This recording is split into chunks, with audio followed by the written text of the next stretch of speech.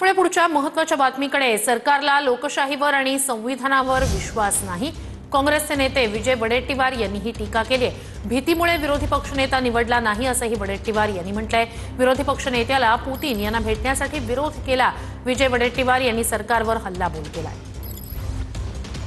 लोकशाहीवर विश्वास नाही, ज्यांचा संविधानावर विश्वास नाही, अशा लोकांच्याकडून फार अपेक्षा बाळगणं. काल आपण पाहिलं की ज्यावेळेस पुतीनजींना भेटायला विरोधी पक्षनेत्याला विरोध केला जातो, आजपर्यंतच्या इतिहासामध्ये कधी असा विरोध झालेला नव्हता.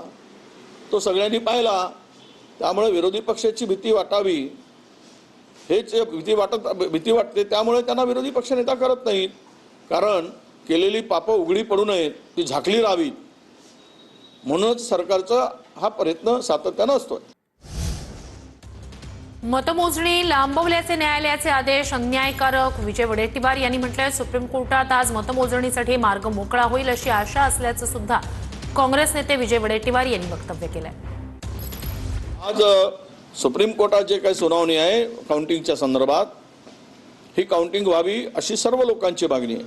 20 नगर परिषदांच्या निवडणुकासाठी 248 नगर परिषदांचा निकाल थांबवणं हे योग्य नाही आणि परिणाम होतो बाकीच्या निकालावर असं जर म्हणत असेल तर मग उद्या जिल्हा परिषद आहेत, नगर परिषद आहे, त्यावरही परिणाम होईल. त्यामुळे हायकोर्टाचा जो निकाल आहे तो आम्हाला अन्यायकारक वाटतो. आमची भूमिका आहे. त्यामुळे सर्वोच्च न्यायालयामध्ये न्याय मागण्याची भूमिका आम्ही स्वीकारली आहे आणि आम्हाला वाटतं की तो नक्की काउंटिंगसाठी निर्णय होईल आणि सर्वोच्च न्यायालय न्याय देईल ही अपेक्षा आहे. पण पुढच्या घडामोडीकडे. नाशिकमध्ये घरकाम करणाऱ्या महिला तपोवन परिसरात पोहोचल्या. झाडं तोडू नये अशी या महिलांची भूमिका आहे. झाडांच्या संवर्धनासाठी या घरकाम करणाऱ्या महिला सुद्धा आक्रमक झाल्या.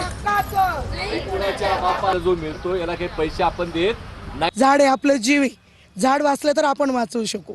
तर झाडं वाचली पाहिजे, झाडं जगली पाहिजे. झाडे तोडून इथे मोठे मोठे विश्रामगृह तयार करणं हे महत्त्वाचं नाही आहे. कारण झाडं वाचली तर आपलं झाड हे आपलं ऑक्सिजन आहे. जेव्हा करोनामध्ये आपला प्रत्येकाचा जीव महत्त्वाचा होता, तेव्हा जेव्हा ज्या झाडांपासून आपल्याला ऑक्सिजन भेटतं तर ते ऑक्सिजन आपल्यासाठी महत्त्वाचं आहे.